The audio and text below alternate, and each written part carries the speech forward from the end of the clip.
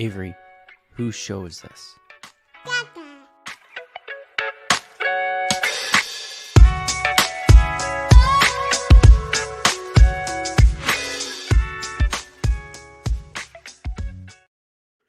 And we're live. Welcome everybody here into the lounge. Nope, it says lowdown. I'm Anthony Irwin, bringing the energy here on this fine, what is it, Wednesday, Raj? Wednesday evening, as the Los Angeles Lakers get their absolute asses kicked by the Cleveland Cavaliers, who I warned everybody are playing great basketball. They go down 134 to 110 in Cleveland. The plan coming into it, Ross, we'll talk about this in a second, but like the plan coming into this was to get Bronny out there for that like heartwarming father-son moment again in Cleveland. He got in there, you know, he scored. He scored. Crowd went nuts. The crowd was chanting for him. So we'll talk a little bit about that later in the show. The same issues that we've been talking about with Max Christie and Gabe Vincent, still nagging the Lakers. At one point tonight, you had Rui Hachimura having to guard Darius Garland because the Lakers guards, you had Austin on Donovan Mitchell and you had D'Angelo Russell being D'Angelo Russell. So that's just like a bad matchup for him. It was the 3-0 start was cool. But I do think that like we're starting to see those holes that now that the Lakers have lost a couple games in a row, and especially this one in convincing fashion, it gives JJ the kind of leeway to start messing around with some stuff. And I think one of the things he's going to have to mess around with is the backcourt there between Austin and D'Lo. We're recording this, or we are streaming this as the Dodgers are losing. Is it 5-0? Whatever it is, it's 5 or 6-0, 5-0 in New York. So I guess, over the course of this thing, we'll get our thoughts on that too. But Raj, like, I have nothing honestly to say about this Cleveland game. Like, sometimes the team just sucks enough that like,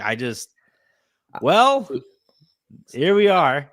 So I've seen that position being taken, and I get that. I totally understood that, at least from the last game, in terms of LeBron's performance. I think it would be dangerous to look at this game, Anthony, and go, down 20. No. I'm not saying Like, I think that there are concerns that this highlights. Yeah. I just don't have any takes about an ass kicking this thorough. For sure. like I'm, I'm concerned. Yeah. Concerns, but like, I don't know. Like, I'm watching this, and maybe it is because the Dodgers, the Dodgers are right there. Yeah, broken my soul, and I'm just like, let's get in, get out, whatever. Yeah, but no, I'm just kind of like, yeah, that sucked. All right, on to the next one. But no, you're absolutely right that the Lakers can't feel that way about this. For sure. And look, I don't think the 3-0 start was, a facade. And I don't think this, losing 2 games is the end of your season. I do think it's interesting because while I was watching this game, and obviously I had the Dodger game on as well, but I'm more focused on the Laker game because I saw the Dodgers just give up 2 home runs right away. And I was like, oh man, it's gonna be a long night probably for them. But I was watching this Cavs game, Anthony, and I was thinking every team with that build goes through a point, right? And this happens to even like star guards, or I was thinking Dame and CJ, right? They were like, these 2 guards average like 25 a game, but it just compromises your defense so much to a point where they were like, we have to move on from this. Cleveland, I think, was close to doing it. I don't know, you talk with more people around the league, but I think like there was some conversation of, hey, do we need to split up Mitchell and Garland? And maybe those 2 just make too much money, and they couldn't really find a deal for Garland, I think is how the reporting came out. I'm not saying the Lakers have to do this now. I'm just watching this, and I'm saying, especially with the roster we have, I'm looking at D'Lo and Austin, and I'm like, man, it's just the defensive kind of floor that we can reach is really tough, especially when everyone else on that starting lineup is just not known for their foot speed. Like, especially in the regular season, LeBron, 80s, your big man. So at least Rui, D'Lo, and Austin as guys who have to stay in front of other guys, other like big time perimeter creators. And like Donovan Mitchell, I thought got to wherever he wanted tonight. Mitchell was in the paint, And, Jared Allen had 18 and 12, I believe, at halftime. And a lot of that was Donovan Mitchell gets inside, dump it off to Jared Allen. Donovan Mitchell gets inside, 80 contest, Jared Allen, offensive rebound, dunk. And the sad part about this, I'm sure we'll get to this later, but Max Christie looking like how he did, it just makes that a really tough place to find solutions. But yeah, that was again, you get down 20. The Cavs hit 8 of, I believe, 13 threes in the first quarter. We lost the math game a ton. It was 25-2, Anthony, in free throw attempts, and we were still down 20 because we were 3 for 18 from 3, and they were, I think, 15 of 36 or whatever it was. There's a math game component that I've been kind of preaching as well. Like, hey, if D'Lo's not taking 8 threes a game and not hitting them at 40%, where are we getting our threes? But yeah, I think that backcourt is starting to get kind of loud in terms of, especially how teams attack us. They're like, oh, you want to switch all these actions? Cool. Here's Kevin Durant. Switch this. Here's Donovan Mitchell. Switch this. Here's Jared Allen. Switch this. It's just that's my biggest take from this. I'm like, oh man, how long do we go before trying to find a solution there? Well, I mean, the solution has been staring them in the face since training camp, right? Like, what's the solution? You have to split them up. Whether it's Max, which can't happen now because Max appears to not like playing basketball anymore. Maybe it's Dalton. And you throw your rookie to the wolves. I'm a little nervous about like Dalton getting picked on out there in much of the same way that D'Lo does too. So you have that. Basically, like the problem, like you mentioned, the makeup, right, of those teams, the archetype, the two small guards, right. Mm-hmm. And the reason that they fall short in the postseason a lot is because you don't want opposing offenses to have their choice of guard that they want to feast on. Right. Like you like that starts to wear you down defensively when you have to make up for two really, really small people out there on the perimeter defensively, and there's just no point of attack impact type players out there. And that was why I was on board with Max starting at the beginning of the year, because he at least doesn't get picked on or wouldn't get picked on or would be able to hold his own if he does get picked on. And maybe Dalton does. He's bigger, so that certainly helps. But that like he's going to go out there and it's going to be like those cartoons when like a predator would get hungry and they would look across at like the other character that's on the screen at them, and you'd hear some like woo-doo-woo-doo-woo-doo, and then like that other character would like magically turn into like a roast duck or like a roast turkey or a chicken or something like that. I'm a little concerned about that, but like the issue, the thing is, I would have patience for that, because that at least like you can figure out eventually. We know where this is heading with D'Lo. Oh, there you go. Good job, Yankees. The Yankees are just keeping the Dodgers in it. Like we know where this is heading with Austin and D'Lo, whether it's a trade, whether it's them getting staggered, or for some godforsaken reason, if they're both together by the time the Lakers get to the postseason, we know how that's going to end. So like I would rather give whoever their starting shooting guard would actually be, or that archetype at least, right? Because that's who the Lakers will be looking to acquire over the course of the season. Like you at least get used to playing with that actual player or the archetype. So, look, I don't think JJ will use 2 losses as a reason to bench one of Austin or D'Lo, but I do think he'll kind of switch up his rotations to more quickly get a defender out there with that first unit. Yeah, the problem is kind of, and I don't think we expected this when we signed him, Anthony, but Gabe Vincent has kind of turned into the, anti-D'Lo, where he just gives you nothing on offense, but is guarding. Like Gabe was supposed to be this middle ground player who can kind of do both. That's what makes the Max Christie minutes so disappointing. I think he was the guy that everyone kind of pigeoned in, like, hey, Max is eventually going to build to become a starter. And now the conversation is, man, can Max stay on the floor at all? Can he get any minutes? Cam Reddish checked in, as the 10th guy tonight in I believe the middle of the 4th, and Billy Max. Yeah, but the game was over though. Oh, I don't think that would be like the rotation. I don't know. I would be very. I'm Rush, gonna watch it very you're close. so broken from last Like, year that I, that like I you're concerned about that. I really don't think he's a part of the rotation or will be. I'm not broken about that, but I've been kind of like Cam Reddish has an NBA skill. He can guard. That's an NBA skill he has when he wants to. When he wants to. That's a like he has it. That's an NBA skill that he possesses. In his hands if he wants to use it. I'm watching this team, Anthony, getting blown by and blown by. Gabe tried his best, but that second unit is just deflating. It's Max, Gabe, Dalton, LeBron, and Hayes. So that's a tough unit if they're not scoring on every possession to guard at all. I think Cam Reddish is a let's use a baseball term, a changeup. Like he's a nice little changeup that Mhm. he can throw in. I could see that being the case as well. But yeah, I'm watching this team. It's just D'Lo. I think was again 1 for 6 from 3 tonight. Again, looked very much out of rhythm offensively. He still looks very unsure of what he wants to do, and I believe he was questionable with the flu, if I have that correct. So I don't know if that had any impact on his play. But yeah, the guard play against two guards, and honestly, Darius Garland got his third foul very quickly, so he wasn't very much really a factor in this. But Donovan Mitchell being able to basically choose his defender, I thought was kind of the end of us tonight, including all the turnovers and transition defenses is part of it. But that was my theme of this game and Phoenix. Honestly, Phoenix was did similar. Obviously, it's Kevin Durant, so it's a little different, but it's still kind of get to pick my buffet, right? You have Gabe Vincent. I'm going at him every single time. I'm shooting over him every time, and the Lakers are gonna fall into that until Vando gets healthy, and hopefully that's sooner than later. I can't even comment on Vando because like it's not a great sign that reporters aren't even asking anymore. Mm. That like beat reporters like normally it would be like, hey, it's been like a week, any update? Can we get any? Come on, Shohei. His swings are just hideous. Like you're.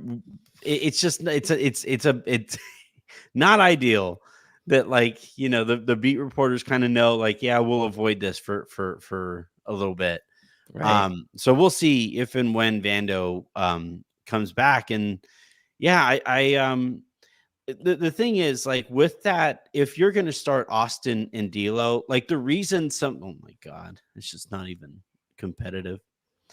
The reason that, Austin or teams can start, like, 2 small guards is because, like, they are both capable of just being flaming Nuclear. torches, like, just Yeah. absolutely light teams on fire, De'Aaron Fox and Malik Monk, and then Darius Garland and Donovan Mitchell tonight, and, at any moment, any 4 of those guards could just go nuclear and absolutely Yeah. and or change a game, and neither Austin or D'Lo have that kind of offensive upside, like D'Lo can go nuts, but it's usually like 3 threes in a row, unreal, bases loaded, and okay, well, all right, well, they scored. What is New York doing offensively? That is crazy. They just gave up a run.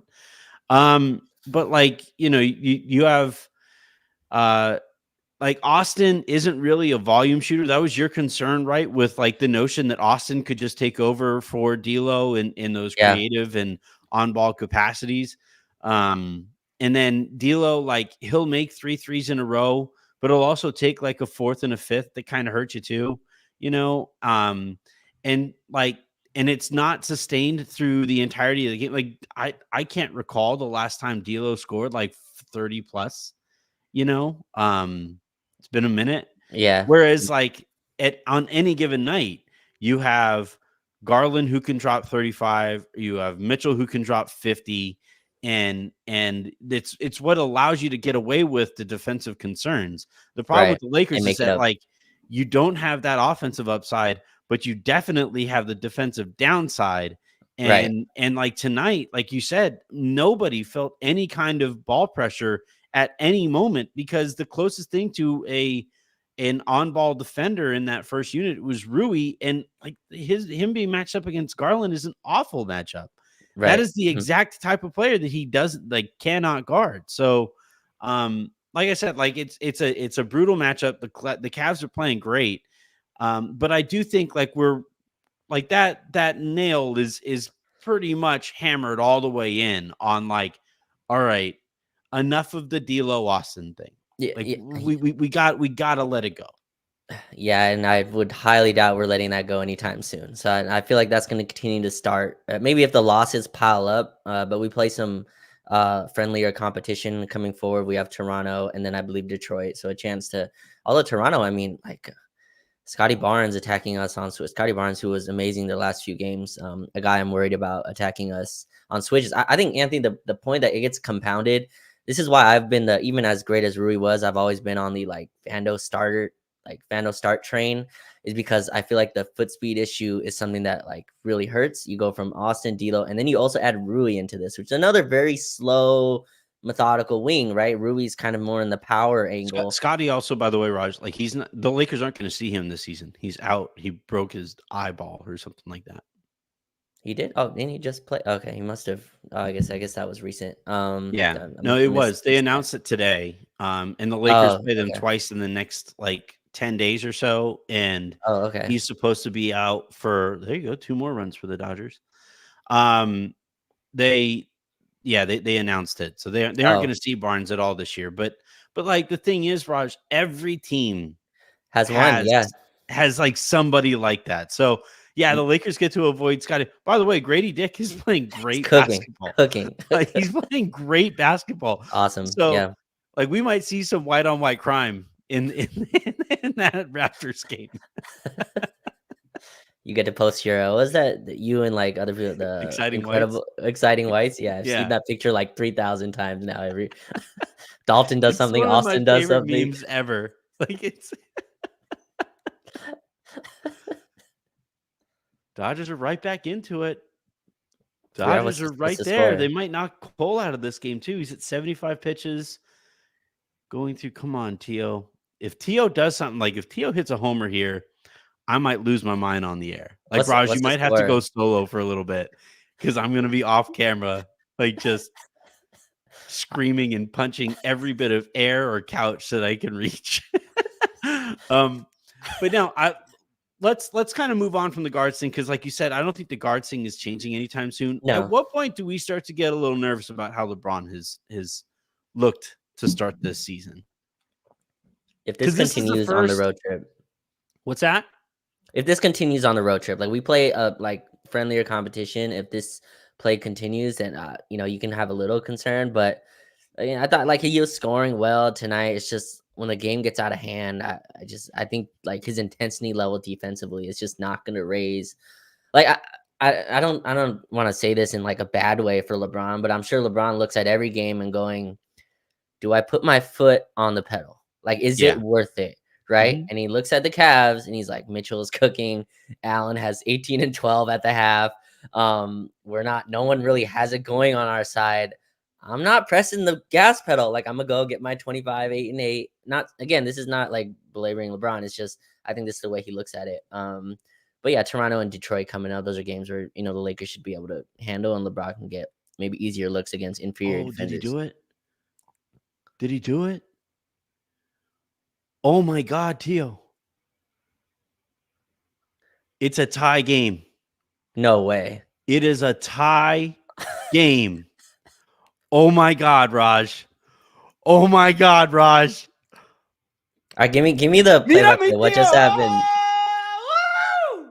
So he hit a home run with the bases loaded. No, he didn't. No, he hit a bases clearing double though with runners on first. So super weird inning. The Yankees had all the control. Judge drops an easy fly ball to him. There's a weird grounder situation. Like another couple guys get on. They throw Okay. to third when they didn't have to. They bumbled that one.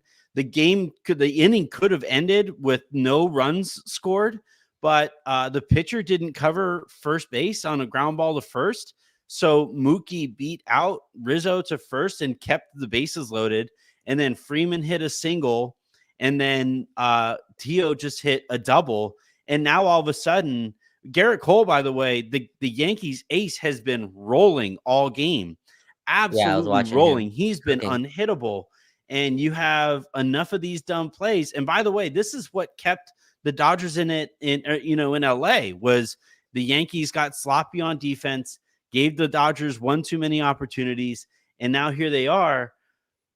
And I mean, this is baseball, man. Like the thing about baseball, and this is what I was going to say, and sports are all sports are like this, right? The thing about sports is like the last thing you want to do is give the team that you're beating hope, right? Confidence, That's the yeah. absolute last thing that you want to do. And that's why I was losing my mind about game 4 was because the Dodgers had a lead and then at no point brought in their high leverage pitchers because like Saving them for they tonight. were Yeah. saving them for today. Thinking that like Flaherty would give them like 4 or 5 innings, and then you go to Kopech and you go to Vesia, and then you go to eventually you would get to Gratterall, and then you would get to Trinan, and you would close out the Yamamoto. series in game 5. This game 5 was going absolutely devastatingly here Yeah. for the Dodgers. Their bullpen kind of kept them in it, gave up a couple runs here and there. And then the Yankees, again, I was concerned because yesterday the Dodgers gave the Yankees hitters hope, right? Like they were giving the Yankees hitters hadn't seen anything all game or all series, hadn't looked comfortable really all series. And then they got a few meatballs and they started hitting and they carried it into today. And I'm like, fuck, their hitters are hitting really well. Their ace is like just absolutely steamrolling through this lineup. All right, I guess it's Friday in LA, Yeah. and we'll see how this goes. But now all of a sudden, like Cole just walked Max Muncy, who has looked absolutely useless at the plate. You give teams hope, man. Like you give teams hope either way, and it just changes like that. Whether it's Right. baseball, football, like badminton, fucking foosball, it does not matter. If you have your hand on a team's throat, you better break that neck, right? And neither team in this series, like yesterday, the Dodgers kind of let up, and then today, the Yankees do their own just fuckery on the field in defense, like and by the way, too, like the other thing too about playoffs in the playoff setting, it's like you talked about earlier with like why the the dual small guards thing really kind of hurts you. The playoffs are all about like covering up your weakness, or if you're the other team, really picking at that scab over and over and over and over again.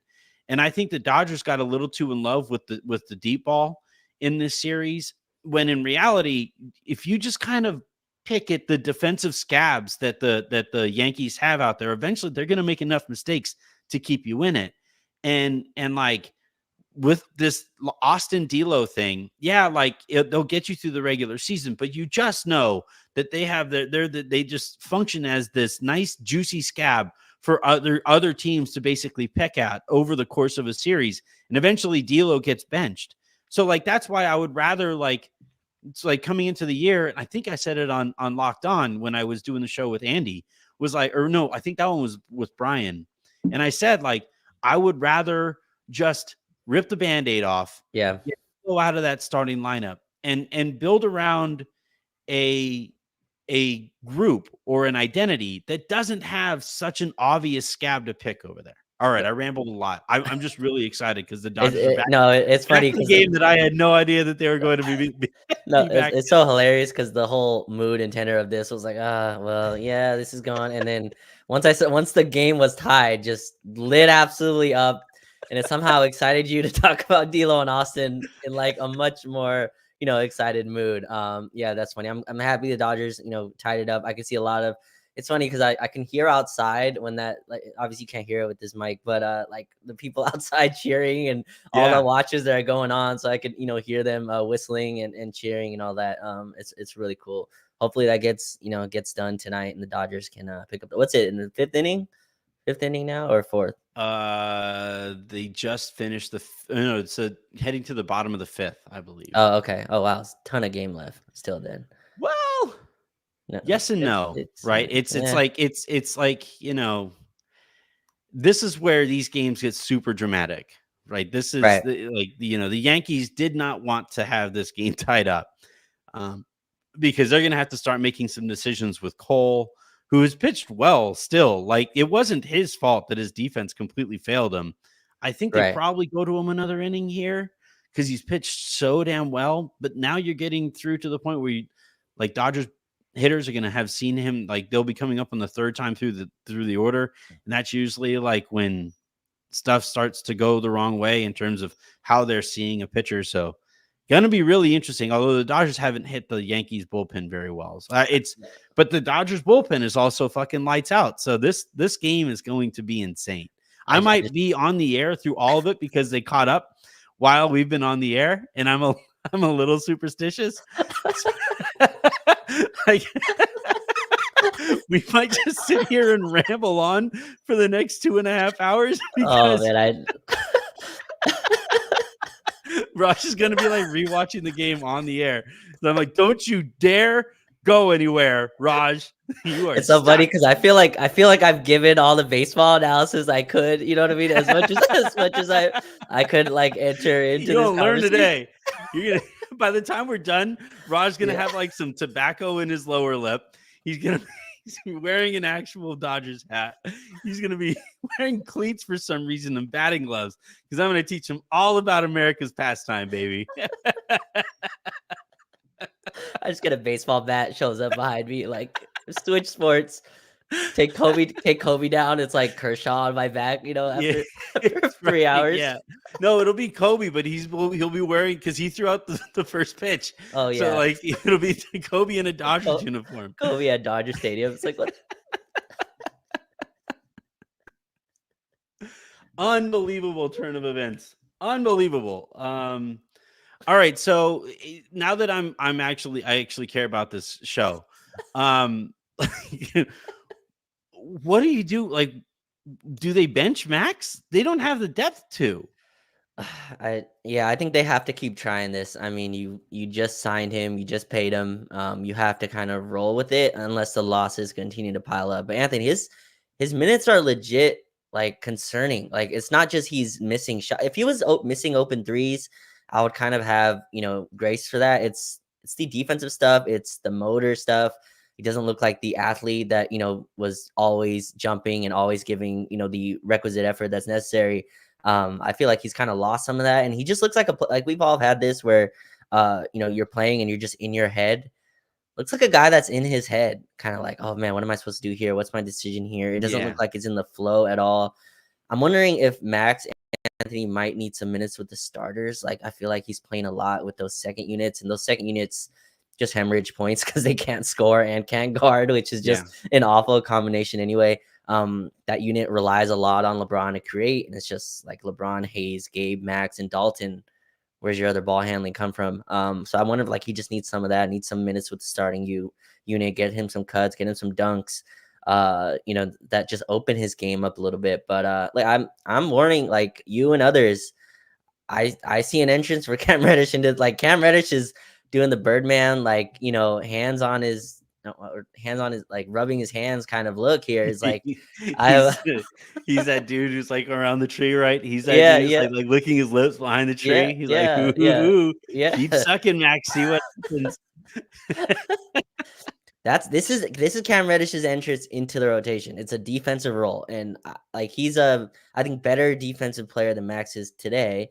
And I think JJ is going to come to the realization eventually if this team continues to lose, continues to defend how they do. And you just look down that bench, it's like, where are my athletes? Cam's hands stick out past his legs, and it's like, hey, Cam, like go in there and guard. So Cam came in today and got like a steal right away. Had a nice defensive possession on Mitchell. I think that's a route they may go, but yeah, it's disappointing to have Max play this way. Gabe Vincent turn into a player that's scared to shoot is not something I was concerned Gabe would shoot too much. That was like the concern when we signed Gabe. It was like, man, he's kind of a gunner. Like he might take some bad shots. Now Gabe takes like 2 shots a game if we're lucky. It's the strangest thing for him, but yeah, I don't know what you do. You can't bench Max yet. It's just too early. But it's not a great start for sure from him. Yeah, I think so. Max's career, his like development path has hit like a few forks in the road in terms of like type of player that he can become, right? So, do you focus on being a 3-and-D this way? Do you focus on some on-ball stuff over here? Do you focus and like the Lakers have just refused to put him on one path, right? Like when he plays with the parent team, when he plays with other Los Angeles Lakers, it makes the most sense for him to just be a 3-and-D 2/3, right? But every time he's in a setting with like, summer league or preseason, like at the ends of games and stuff like that, he spends so much time on the ball that he doesn't wind up getting the reps that he needs, filling the role that he's actually going to fill with the parent team. And I like the Lakers need to make a choice. The reason Derek Lively worked as well as he did as a rookie was because he was asked to do like 2, maybe 3 things tops every game, right? It was like defend the rim, rim run, and rebound, right? Like that was it. Like you were just his role was about this narrow, right? And Max though is like, if I was to talk about like what his role would be in the width of it, the depth of it, it's like it's here sometimes, it's like over here sometimes. It's just all over the place. And I think what the Lakers really need to do with Max Christie ASAP yesterday is sit him down and be like, this is what you're to focus on here moving forward. No more pick and roll shit. No more like if you want to dribble, it's because you're attacking a closeout and you get 2 tops. Right. Yeah. Like you got to make your decisions faster. You got to pull the trigger on open jumpers and you got to defend your ass off on the perimeter. That is all that we are asking you to do, period. And I think the sooner that they do that, the sooner that JJ has that conversation with him and also just checks in to be like, hey man, are you okay? Because like the motor stuff, I've never seen a motor disappear. Yeah. Like it's weird to see a guy play really hard all the time, finally get what looks like an opportunity here this season, and then just loses motor. That makes no sense to me. Yeah, I think that happens again when you're in your head and like he's not thinking, and again he has minutes that are guaranteed. He's no longer playing for minutes, but I think he has a misunderstanding of like where his shots come from. It reminds me of Anthony. People forget now because this player is now a 2-time champ and one of the best role players over the last like whatever years. But KCP's first year in LA, a lot of people were ready to say like goodbye after the first year. Yeah, I think he got signed for $18 million, which shout out, Clutch was able to get that for him here. And he was let go by Detroit. That first year, it was like, man, what is this player? Why is he the worst transition player we've ever seen? Like, he dribbles all over. Luke had him doing all kinds of stuff. Luke had him running pick and rolls at the top of the key. And people were like, yeah, we're good with KCP. Vogel came in and was like, you dribble once and that's it. You don't get to do anything else. You're taking spot up shots. If you want to dribble, it's one dribble and you choose, you either take a mid-range shot or you throw the lob to Dwight Howard or Anthony Davis, whoever. And KCP flourished so much. He wasn't the starter in the regular season, but obviously in the bubble continued to flourish into the player he is today. See a little bit of that in Max. I'm not saying Max is KCP or anything like that. No, I think it's a good comp. Yeah. But like I see a lot of that in him where it's just this like, let's just get your role to a very defined position. And honestly, like people don't like to say this because people don't care about the G League. But like we have another Max that's signed on this roster who is Maxwell Lewis, and I see a lot of similar things with him as well. Where it's like Maxwell Lewis's role should be so defined, and instead in the G League he's taking step back threes, which he'll never get the space for in the NBA. And you see it in the actually you saw it in summer league as well. Like he just could not create separation.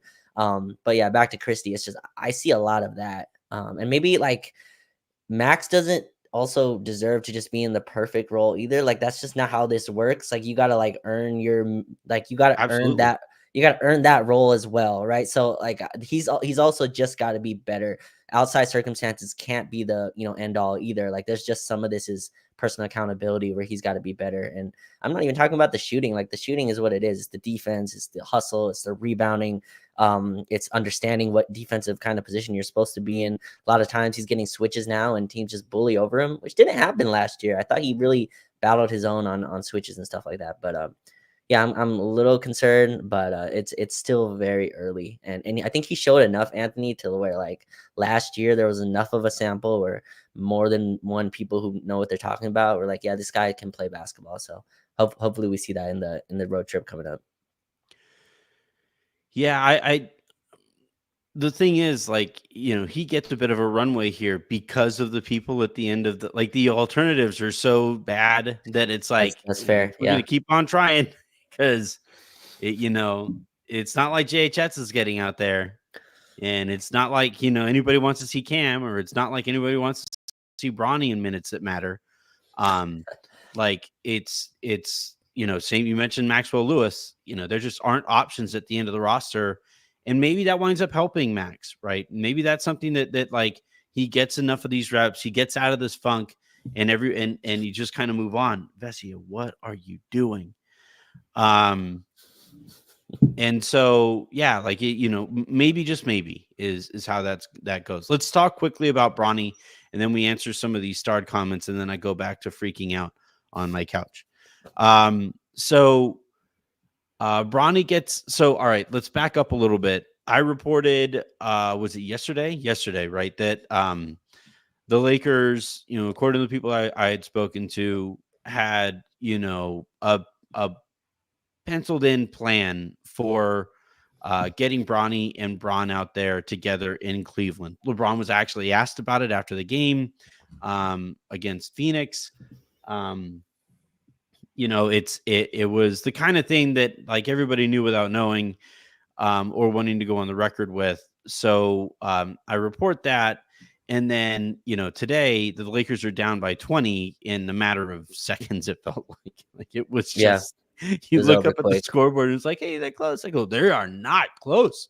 What happened? And so, I tweeted out, the plan was to get Bron and Bronny out there together in Cleveland. It's the one trip that they'll take out there together this year. Maybe they have one or two trips left out there ever again, as LeBron gets ready to retire.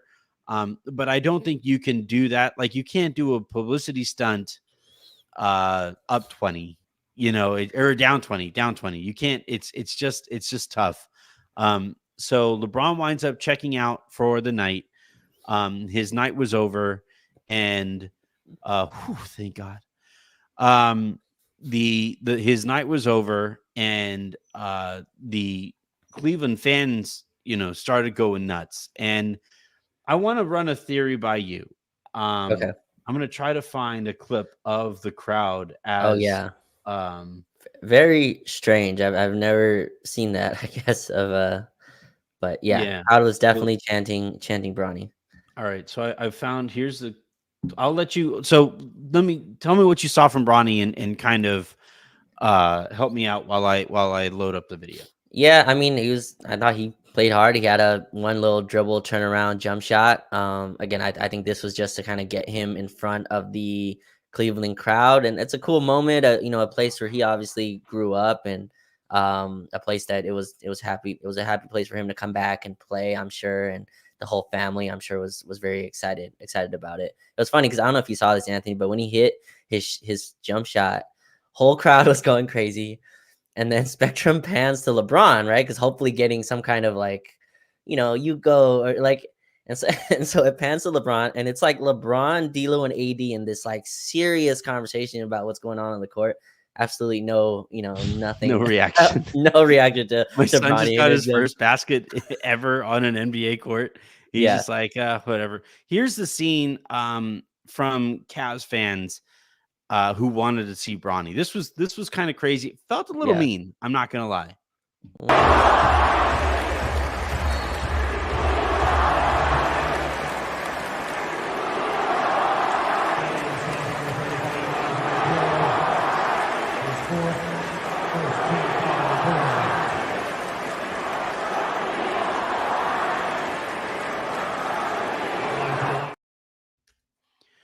So that's them saying we want Bronny. How did you take that? Like, I'm just kind of curious. Okay, I'm thinking you're going the other way, but I didn't take it as in a negative light. I think so. LeBron, obviously, when he first came back, the first times in Miami, he was booed relentlessly, and it was insane the type of stuff that was going on. But it feels like now there's just because the Cavs are good again, and they're a winning team and have been a franchise that's been competent for a little while now.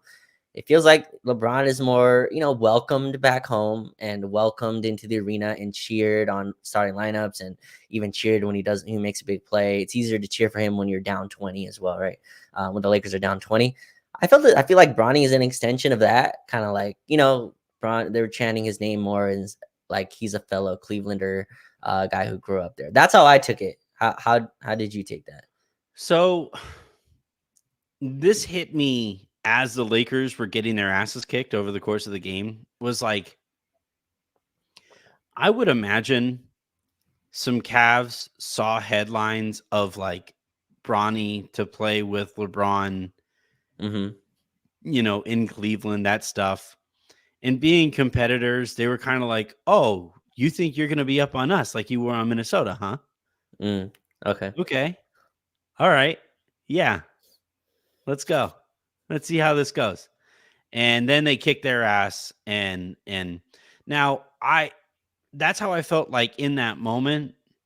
And then I heard the chants for Bronny, and I thought that maybe that was an extension of that.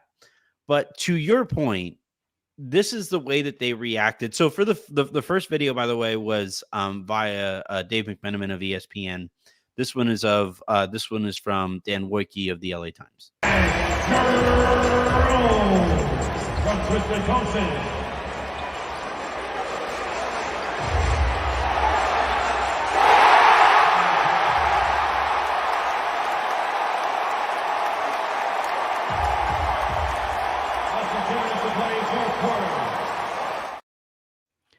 That's a legit pop. Yeah. So I like, that's how I felt in the moment when they were down by 20 or they were getting down by 20. But after hearing that reaction, and maybe it's like an extension of like just being so happy they kicked the Lakers' ass, and beat LeBron, and it's just like, I'm in such a good mood. I'm going to cheer really happily for anything that happens here. But I do think that there was a lot of people there. I would even say the vast majority of the people there cheering were like legitimately happy for Bronny. And it is like, you guys know me. You guys know my stances on all of this. I'm a cynical, broken old man and a cold, dead soul because of the Dodgers mostly.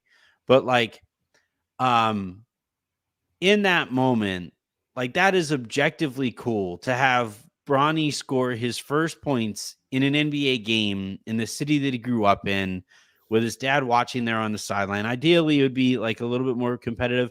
And, the point that I've been making all along here is this would be so much cooler if it felt more organic.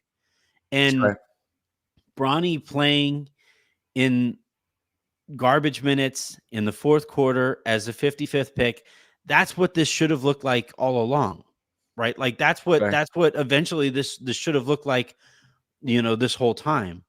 And that's what makes that moment, with that pop, with that crowd going the way that they are, that's what makes it feel better to me. And I don't matter, to be absolutely clear. I don't matter. But if you compare kind of like, or if I'm just comparing how I felt watching the first thing happen with Bron and Bronny, where like JJ says after the game, we're looking to get our 55th pick overall, some minutes there in that game, bullshit. And then LeBron says after the game, we didn't want to make it about us, as Ken Griffey Jr. and Sr. fly in for the game, bullshit. But like this though, where Bronny goes out there, he gets to, and I think it's important, Raj, that he gets to have that moment by himself. Sure. Everything to this point has been about LeBron. Every single thing about it. Everybody is looking at it like, man, it's so cool that LeBron gets to play with his son on his team, all this stuff. And this time it was just Bronny out there. Right. It was Bronny. He was even better. He was isolated on the wing. He goes out and he gets himself a bucket. That to me is more cooler than what we saw on opening night. For sure. It's just funny. I was thinking while you were talking how funny sports works.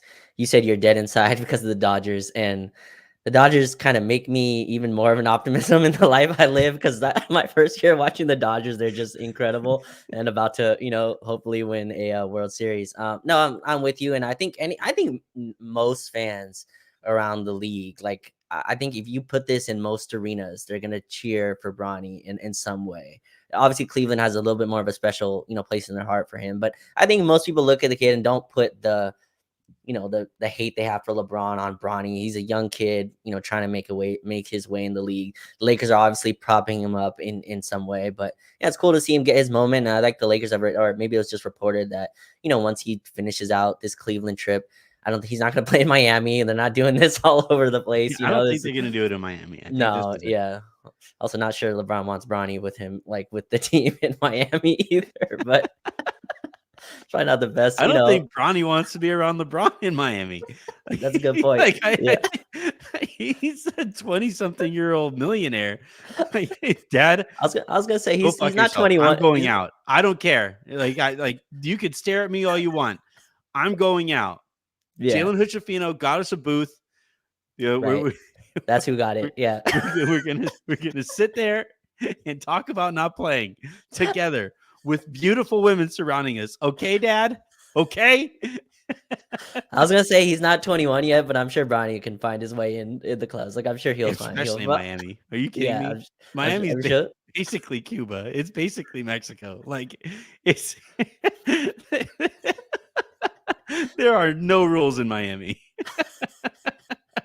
Right. Yeah. So Bronny's gonna do this trip and go to Cleveland and then come back and go into the G League. But cool moment for him. Again, I'm glad he was able to score and hit a jump shot, get his first points in the league. But yeah, I felt like most people were happy for him, and hopefully that story continues as it has. All right, let's go ahead and get to these final two, or these starred comments, which means we get to play this bad boy. So the first one here comes from Justin Tyndall, who writes, drafted Max and JHS back-to-back drafts. How's that working out? Connect only threat off the bench. D'Lo or Austin needs to play with the second unit. Max or Gabe needs to be benched altogether. It sounds like Dalton needs 25 minutes a night. I'm there. Like, I think I want to see Dalton for at least 20 minutes a night. I like, yeah, every time he steps onto the court. And, I know they're maybe trying to bring him along slowly so that he does pop every time he steps onto the court. Like it kind of helps that we're seeing him in such small doses to a certain extent. But I do think though that because of how poorly the guys ahead of him are playing, eventually you just got to play your best player. And I think he might already be the best of that group, right? Between him and Max and Gabe, he might already be better than the other two guys. Yeah, and I don't know if that's a good thing or not. I'm not. That's not sure if that's a good thing at all.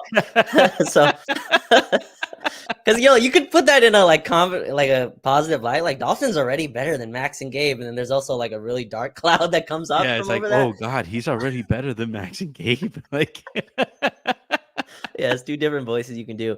This was the first game I believe that JJ played Dalton in the third quarter, which I think was mostly because the game was out of hand. But yeah, I think he needs more minutes, needs more shots. Again, like these teams can face guard him and really put a lot of attention on him in those second unit lineups that he plays with. But yeah, that's not like a great, story that Dalton's already like the seventh man in our rotation. Like that's a really, dangerous point to be at. Unless he's just that legit. Like he might just be really effing good. And given he's 23, 24 already, right? Mm-hmm. So like he kind of needs to be, ahead of schedule by rookies go, or as rookies go. But I think that the central point there from Justin is like we need to see more of Dalton, and I 1 zillion% agree. Like it's probably getting close to needing to. You might put him in grass instead of on the pavement, but you got to take the what are they called? The training wheels. You got to take the training wheels off the bike, I don't know. Do you remember riding a bike? Do you know what a Yes. bike is? Yes. I Okay. rode a bike before. Yes. Okay. But like, all right. Okay. So when I was like learning to ride a bike, my parents were like, okay, he's probably gonna fall. Let's put Mhm. him in grass first. Okay. So that if and when he falls, it's not gonna hurt as bad. The problem is like the grass area that I was learning was like really uneven. So it was actually like worse for me than just learning on the pavement because I'm like sitting Yeah. there like they're like pedal, pedal, pedal. I'm like, I'm this way. Like, I had no grass. Fell right on the concrete. I think I learned a lot faster that way though. yeah, they took me off of the grass here pretty quickly. Um Next one here comes from BG the Kid. To me, Max has always seemed like a 3-and-D prospect with athleticism and motor, and he hasn't been utilized that way so far. This is my thing. I don't understand why they don't see that. I don't get like the consistent desire to see him showcases on the ball chops if he doesn't have on the ball chops like that. Yeah. That's the part that I keep coming back to is like, because other than that, other than Max, I think JJ and his coaching staff are very aware of who their guys are and what they're capable of. Yeah. For whatever reason, I don't know. And I feel like because this is now 2 straight coaching staffs that like maybe Rob is like, no, try him on the ball. Did you see what that looked like in summer Yeah. league for him? Like it doesn't make much sense other than, beyond that. I feel like it's kind of a let's just develop everything, right? And I think that comes after you get the 3-and-D role. And I think 3-and-D we kind of push that player into like, oh, that's an easy thing to be good at, right? That should come natural, but that is still a very much a skill. Being a 3D and player takes a lot of work and reps. The Spurs are like famous for telling Kawhi like, you don't dribble at all. You're staying in the corner Yeah, until you learn how to hit a corner three. You're not moving from that corner. And the Kawhi yeah. obviously was like, I'm out of here in 3 years, but like he definitely picked up all the skills from that. I think Max needs to probably go through that learning curve, but that's not a normal thing that teams like. It's a tough thing to tell a guy like Max, who's a young, probably hungry player, like, hey, you don't dribble. That's easier to tell a vet that's been in the league for a while and has kind of been, already kind of knows what his ceiling is. Max is probably still thinking like, hey, I can run a pick and roll. I'm a good mid-range pull-up shooter. I took a ton of them in summer league, took them in preseason. But I think that's where maybe the disconnect is. I don't know. I'm fine with him taking the mid-range jumper. I'm not okay with him taking 4 or 5 dribbles before the mid-range jumper. Yeah. But he's on a 2 dribble max. That's it. Like that's the most dribbles you can take, but however many dribbles it takes you to get to the rim, that's the most. So 2, maybe 3 if you're like changing direction once. But other than that, like your role is very, very narrow because I really think like he's just that was a strike. You've given that to them all game. But yeah, I don't know. But the thing is, like, I keep seeing people wanting to give up on Max, and I'm just nowhere near there. I'm nowhere near that point. All right. I think that is going to do it here for this episode of the Lakers Lounge podcast. Eventful episode here of the Lakers Lounge podcast. Let's see, tomorrow is what? Thursday. So I'll probably be writing solo for tomorrow's show because the Lakers don't play again until what? Friday. Hopefully it's not another Dodger Laker like day again. It looks like I think it's probably going to be. Let me see. Dodgers. It is. Dodgers play Friday. Lakers. I mean, Lakers play in Toronto, which kind of helps. It's like 6:30. Well, no, but all of the Dodgers tips or Dodgers first pitch has been at 7. So if they play, it'll be like exactly simultaneously. So fantastic. All right, that is going to do it though. Check me out tomorrow and check out the rest of the episodes from this week as we've had a great run to this point. And here's to the Lakers figuring things out and getting back on the right track on Friday against Toronto. And here's to the Dodgers not giving me a heart attack in the next, couple hours or so. So until the next time you guys hear from us, I'm Anthony Irwin. That was Raj Shapalu. This has been the Lakers Lounge. Have a great rest of your day. Make somebody else's. Hit that subscribe button. Hit that like button. all of the above, and I will talk to you guys tomorrow.